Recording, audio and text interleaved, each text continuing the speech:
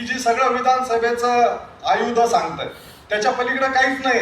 हिरव्या कलरचं पुस्तक आहे, तेवढं 25 पानांचं पुस्तक जरा विधानसभा सदस्यांनी जर वाचलं तर सभागृहाचं कामकाज त्याला 100% समजतं. म्हणजे असंही नाही की बाबा वकिलासारखे एक लायब्ररी तयार करावी लागते.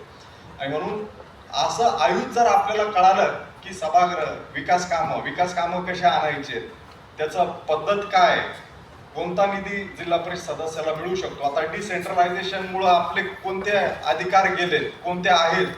आता एक जिल्हा परिषद म्हणजे मिनी मंत्रालय, मिनी आमदार उल्लेख झालाय, खरं आहे. याचं कारण आरोग्य तुमच्या हातात आहे, शिक्षण तुमच्या हातात आहे, त्याचबरोबर महिला व बालकल्याण तुमच्या हातामध्ये, कृषी पशुसंवर्धन तुमच्या हातामध्ये, ग्रामविकास त्याच्यामध्ये रस्ते आले, सर्वच योजना आल्यात, या सगळ्या बाबी तुमच्या हातामध्ये.